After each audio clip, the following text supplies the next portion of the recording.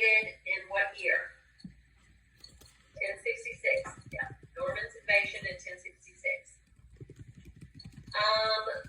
What dominated Anglo-Saxon life?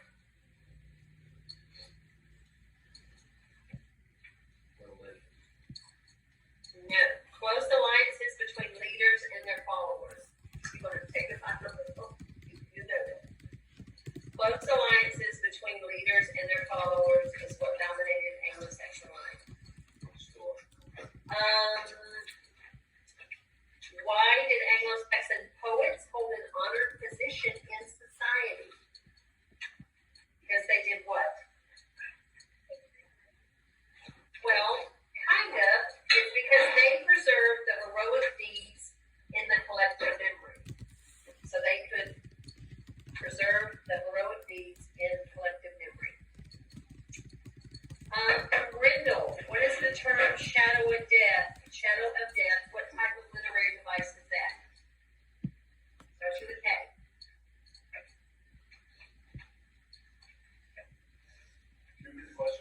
Yeah.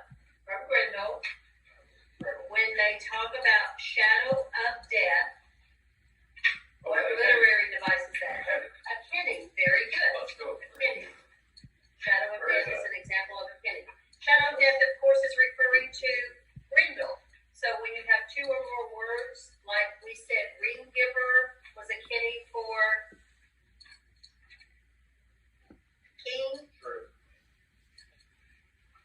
Whale road was a penny for Ocean bear. the sea. Yeah. The sea. Okay.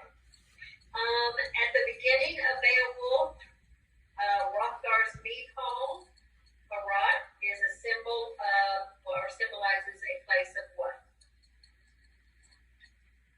Where is it? Where is this?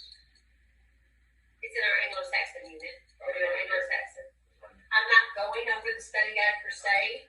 I'm going over elements of the study guide that if you don't know, you can write them down. So this is what you should review for your final.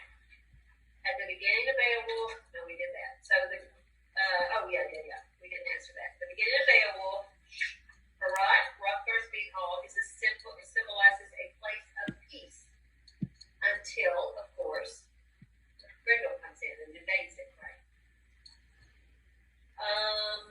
What is the condition that Beowulf sets for himself when he battles Grendel? If you have your, I gave you back your Beowulf test. If you have it, you could just put a check mark by these questions because they come right off of the test. You want to find them there now? Yes, Beowulf will not use a weapon. He'll use his bare hands like a monster. That's the condition. What was the character behind all? Symbolizes a place of peace.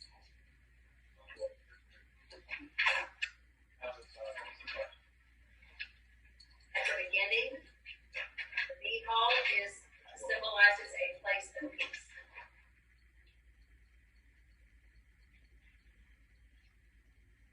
Three statements about Beowulf that are true.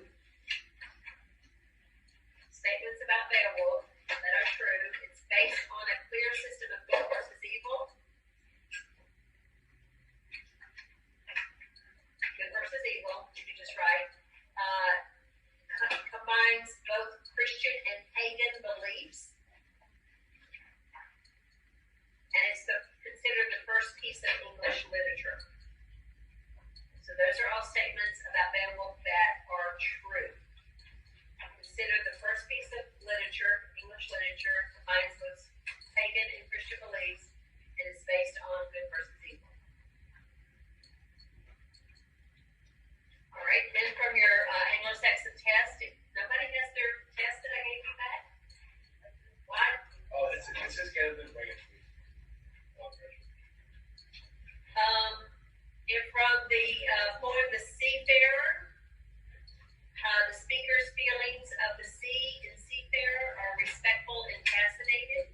He's fascinated by the sea. Doesn't mean he's happy to be out on the sea, but he is fascinated and respectful of the sea. Seafarer is an elegy because it laments something lost.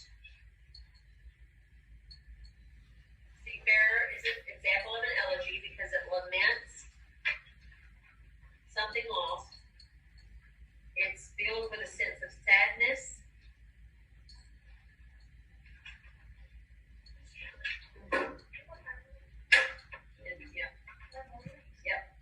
And the speaker stresses the transience of earthly life.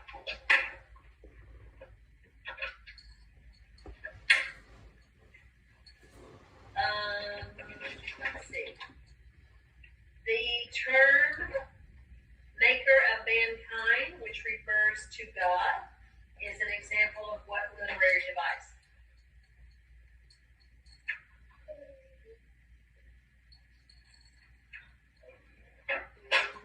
Maker of mankind. You could say personification, but in this case, it's another kinning. Another kinning. Remember the definition of kinning, guys. This is important. This is the main definition for the Anglo-Saxon period. It's one or more words that takes the place of another word. So, maker of mankind, meaning God, example of a kinning.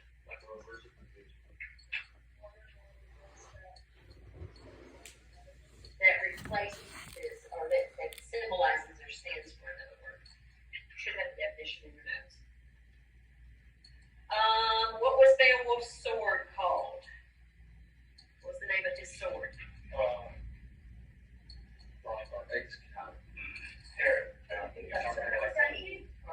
Hunting, yes. It's spelled Hrunting. Beowulf's sword is called Hunting. What was the drink made from fermented honey? What was it called? Mead. Good. What was it that was usually sung with a harp in our Anglo-Saxon period? You should have a list of literary terms. You could be filling this out on your study guide. Do you have literary terms?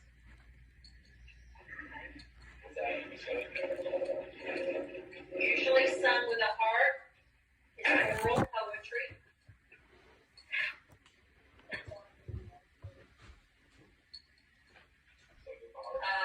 Usually sung with a harp is oral poetry.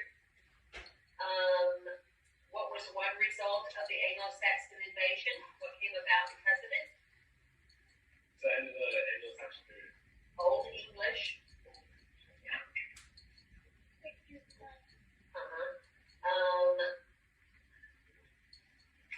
One result of the Anglo-Saxon invasion was Old English. Who is the king of the Danes? Hrothgar. Spelled Hrothdar. Danes, D-A-N-E-S. Remember, Beowulf was a geat.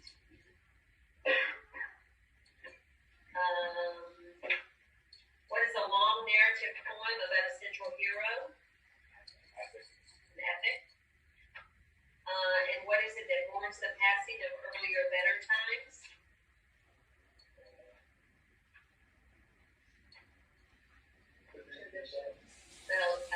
Elegiac tradition, or elegiac tradition. It mourns the passing of earlier better times.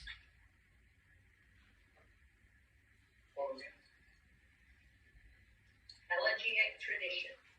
Legiac tradition. What do we call a rhythmic break in the middle of lines where the reciter can breathe? Caesura. And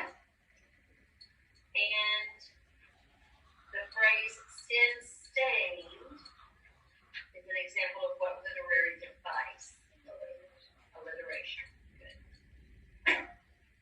All right, any repeats on those? I don't know what 7 is, honey.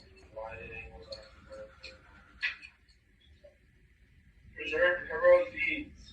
Yeah, because they preserved heroic deeds. We have one of them. All right, so we got alliteration, Caesura, elegiac tradition, epic, Hrothgar, Hunting, Mead, Old English. What was the result of Old English? The result of Old English. One result of the Anglo-Saxon invasion was Old English. Who ended the Anglo-Saxon period with the Norman conquest?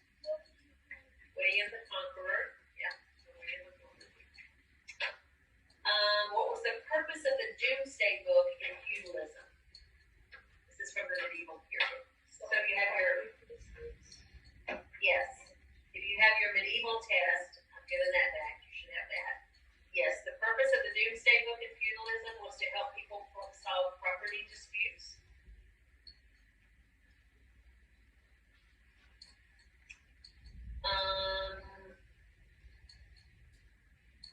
The three ways that the medieval church preserved and transmitted culture.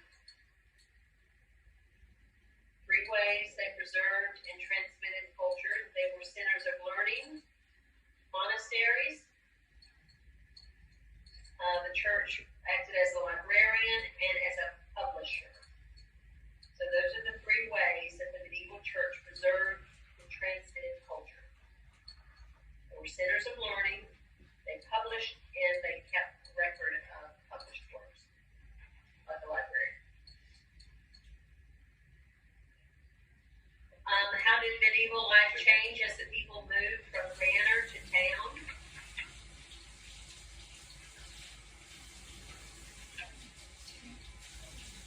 Guys have your medieval test? All of these stuff straight off the medieval test. I'm giving that to you. Remember when I told you all to keep everything until the end of the semester? You need it for miles?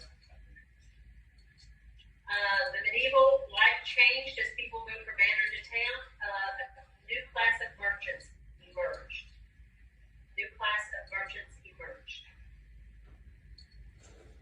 What was the trial by ordeal in the medieval period? Trial by ordeal. A task given, and if they completed it, what happened successfully? They were free. If they failed to complete the task, then they had to go to jail, whether they were guilty or not. What foreshadowed the right of trial by jury and the right to not be illegally detained?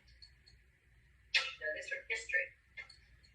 What foreshadowed the right to trial by jury? You have the right to remain silent. You have the right. Broad rights. No, but it does start with an M.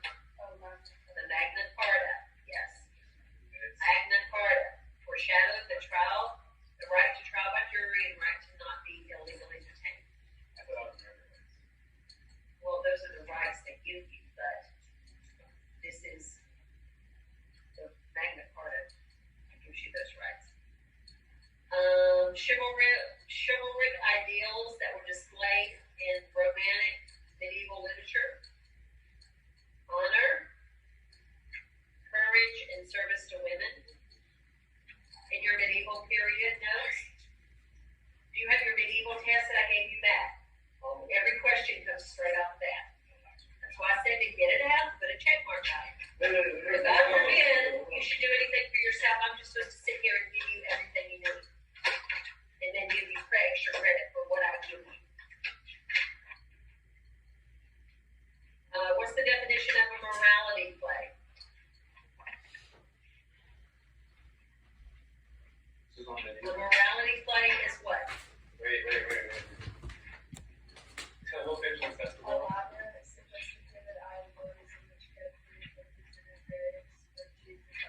Exactly right.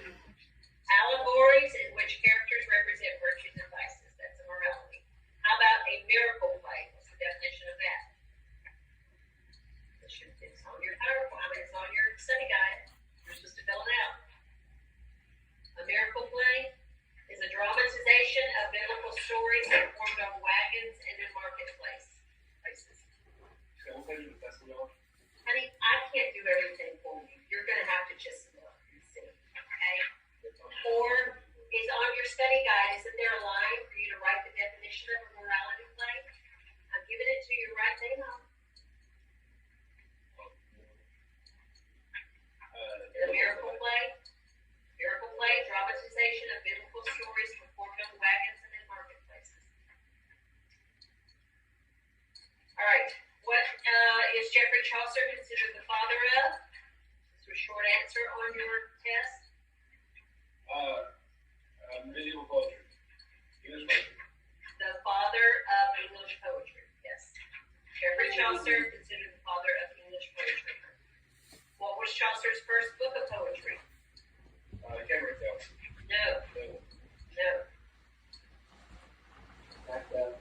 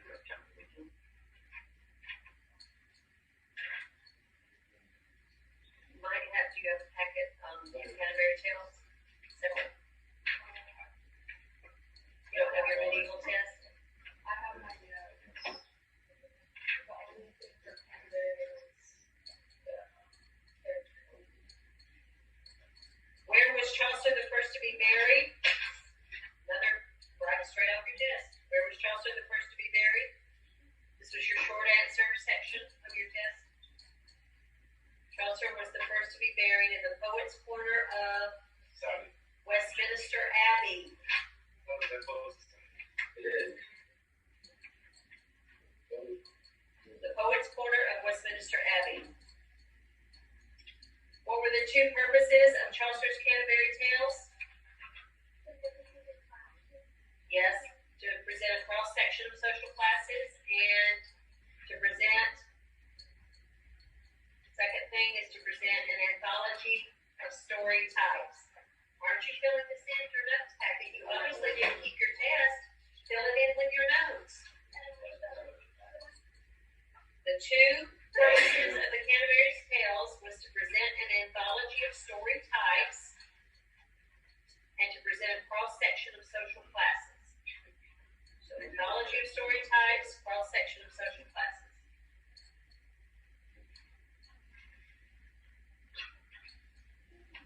Jay, you awake? Did you give up? He's writing that. No, it's All right, let's talk about the characters for Canterbury Tales. Who was the father of the squire? This is on your Canterbury Tales test. The father of the squire? Oh, that's the knight. Yeah. Who was very proud of his job and his equipment? The yeoman. Who was the servant to the knight and the king, or to the knight and his son? Well, Nope, that was also the yeoman. Who represents the timeless question, is education worth the cost? Oxford cleric, yeah. Represents the question, is education worth the cost? Who is the most distinguished character in our tale? The knight. Whose name was Sweetbriar from Madame Ingletine? Arthur Bell. The prioress. The prioress. Who is also the nun. Yeah. Not the wife of that. Who is in debt because of his education? Oxford cleric. Who mocks his profession by spending time in taverns instead of with the sick and the poor? No. The friar. The friar mocks his profession by spending time in taverns instead of with the sick and poor. You two need to stop talking and separate if it's going to be a problem. To pay off debts, this character was paid by benefactors to spend time praying for them. No, this is the person who is in debt because of his education. Oxford cleric. Who had the modern day Robin Hood appearance? That was also the yeoman. Who did we say made up the guild fraternity?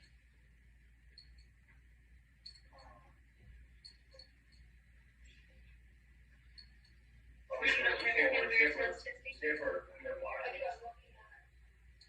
but if you had your test, these are all, you just put a check mark on it. I just saw your Anglo-Saxon, that first one. I think that's Anglo-Saxon. Like that. But we need your Canterbury Tales. That's what we're doing.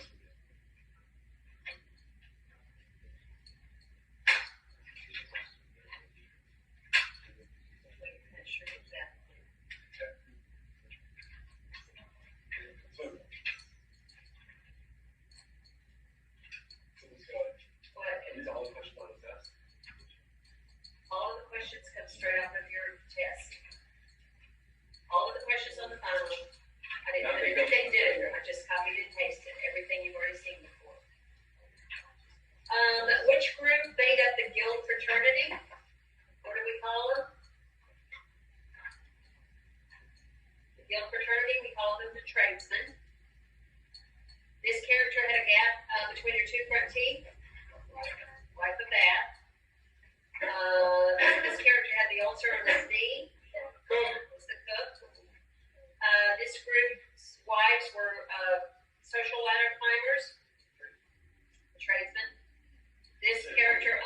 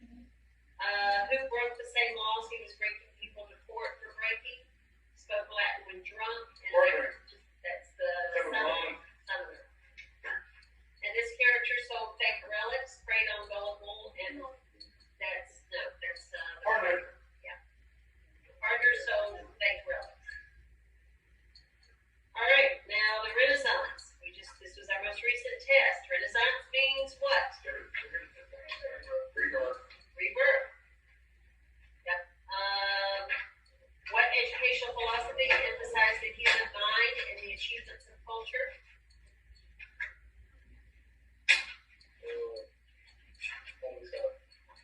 That would be humanism. What is considered the first literary masterpiece of the English Renaissance? Utopia. Yeah, Thomas More's Utopia. What interrupted the English Renaissance?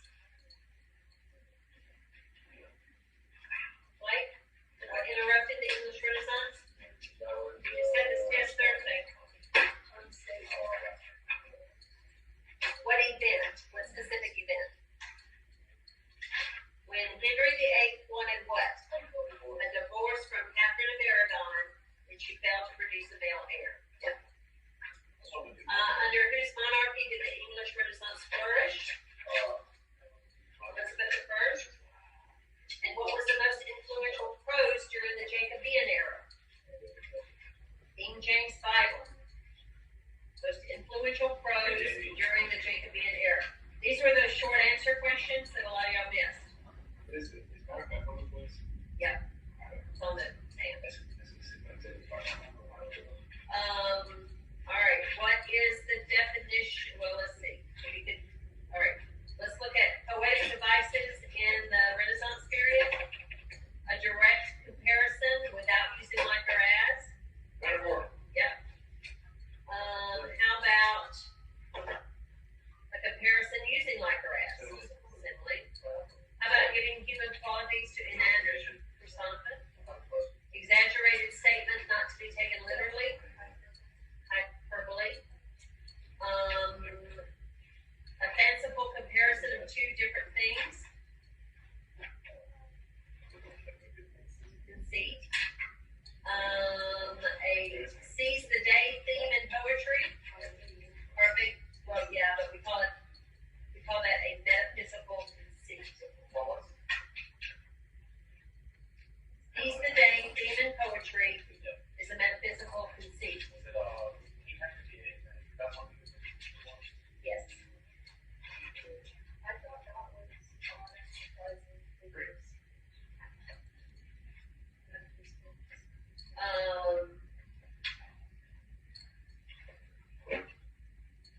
A conceit is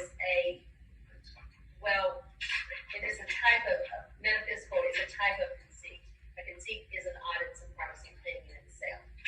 But the metaphysical conceit, for the purpose of this, is the seize the day theme in poetry found in the metaphysical conceit. What is part of something that represents the whole? Synodoche. Yeah. Yeah. I did. No, I didn't give you the test questions, but everything is on your study guide. Remember the study guide that you turned in? I gave you back your study guide with your answer sheet. The questions are on the study guide that you turn. If you turn to the study guide, the questions are on there. You have all the questions there. And if you didn't turn in a study guide for bonus points, it's on Red One documents. You can still get them. There's all your questions. Exact same thing. Yeah. Everybody should have made 100 though. See, this test I'm giving all year. What is the change in a situation in a sonnet? It's a turn. What is a type of sonnet that has 2 octaves and 1 sestet? English. Petrarchian. The type of sonnet that has three quatrains and a couplet. That's the English sonnet.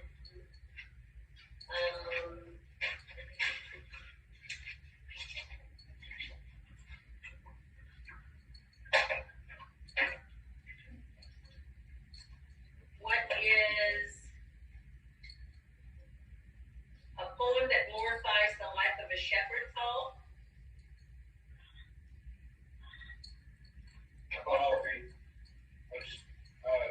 The shepherd. The poem that glorifies the life of a shepherd is called a pastoral. Pastoral. Oh, you know what? Emory, I did tell you the wrong definition. Carpe diem is the seize the day theme in poetry.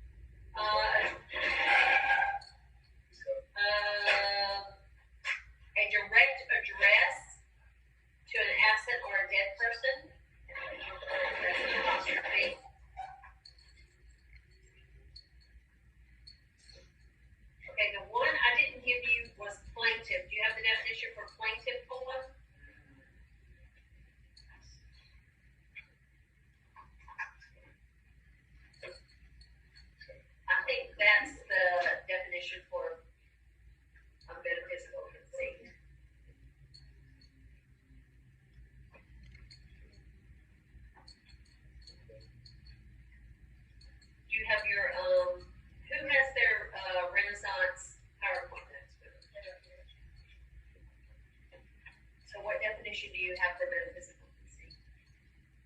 Odd or surprising figure of speech where a thing is compared with another thing that is very much unlike. Use that's what you have for that. And then what do you have for conceit? Fanciful comparison.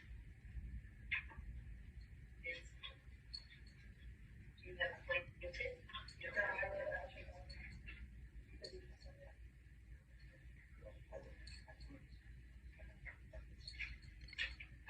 That wasn't on for,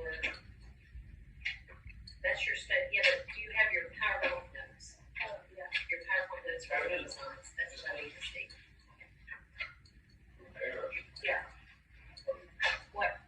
So, I can find my test, or I should copy the test. No, you don't need the test copy for the Renaissance, you need a study guide for the Renaissance. But I lost my information. Okay, no, but they're on RenWeb documents. I don't have any extra study guides. You can create one from RenWeb documents. Yeah. You're getting me?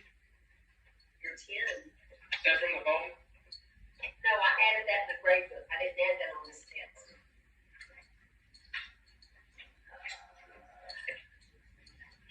I should have got something.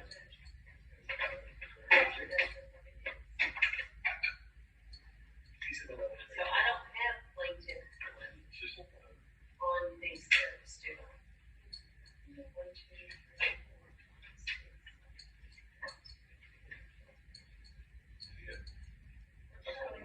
Yeah. Oh, yeah, a complaint is a plaintiff. Okay. So complaint.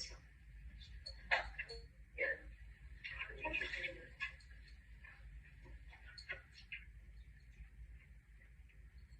Complaint, the definition for complaint is a plaintiff poem.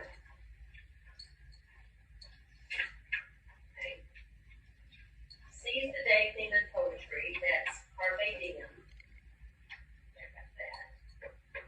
And then metaphysical conceit, odd or surprising figure of speech.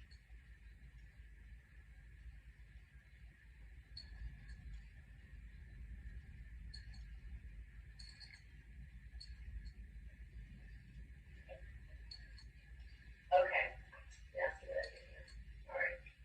Odd or surprising figure of speech. This is the part I want you to focus on for metaphysical conceit. Used for analytical and psychological investigation of life. So used for analytical and psychological investigation of life or love. That's the second half of that definition. All right, you got that? Here. All right, so let's go over it one more time. So for the definition for conceit, this is what I want you to know. Fanciful comparison of two different things.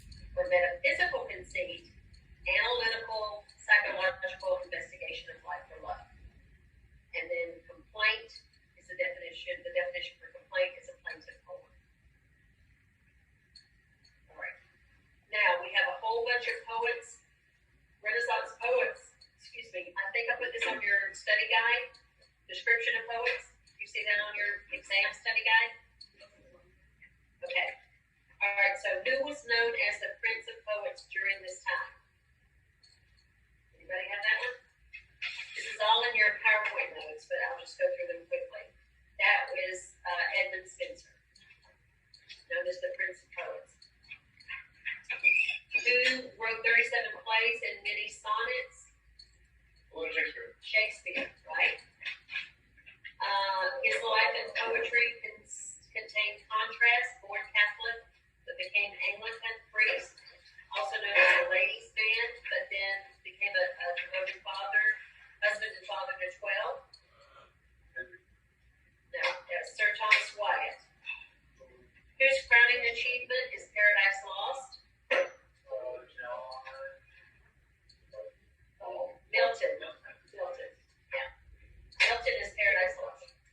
Who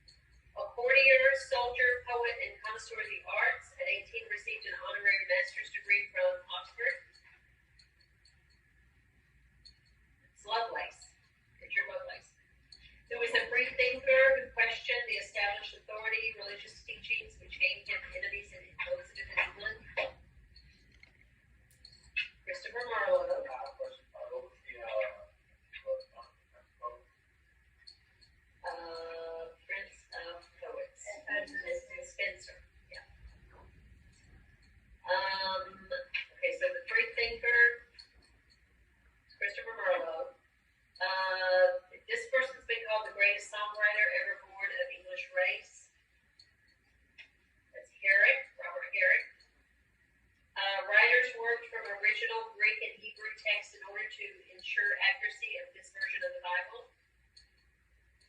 King James. This person was in love with Anne Boleyn, but Harry was in love with her, so he could never express that love openly. No, remember he's the one who wrote Whoso Hunt? Sir Thomas Wyatt. Wyatt was the one who was in love with Anne Boleyn. During his lifetime, this person was known for his political activities rather than his poetry. He used intellect and wit to write metaphysical poetry. No, that's horrible. Andrew Marvel. This one was known as the Queen's favorite and was executed by her successor, King James I. Sir Walter Raleigh. Known as the Queen's favorite. Okay. All right. Then you're going to have some matching over sonnets and same as you did on your test. So who wrote Whoso Lives to Hunt? Sir Thomas Wyatt. That is Wyatt. How about sonnet 30?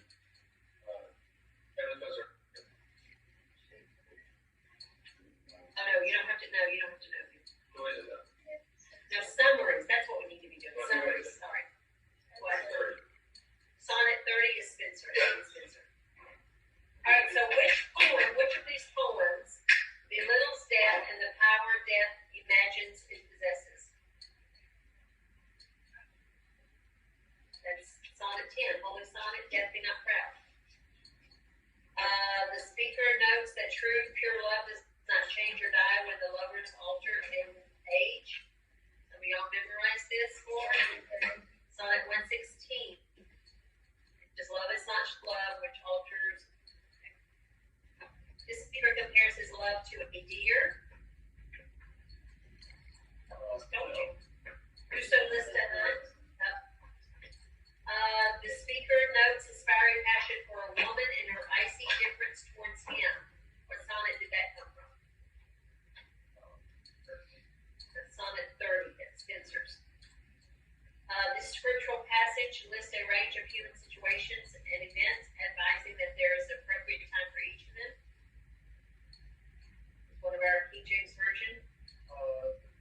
Ecclesiastes 3. Yep. The speaker playfully described his beloved in terms that are less than ideal, but he affirms he still loves her. Sonnet 130 by Shakespeare. Good. This speaker paints an idyllic picture of romantic life in a pastoral setting.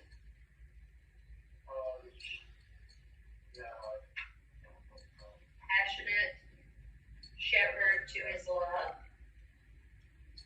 And then this poem, the speaker rejects the invitation to come away with a shepherd.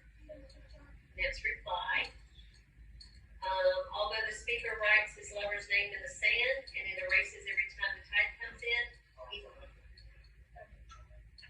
that's Psalm 75 by Spenser, yeah. This speaker urges his beloved to experience a relationship now before they become old and unattractive. No, that's the toy mistress. Their specific relationship. He's saying, don't, now's not the time for you to be a boy. Okay. All right. I will see you on Wednesday. If you missed anything, it is a lot. But it's all, if you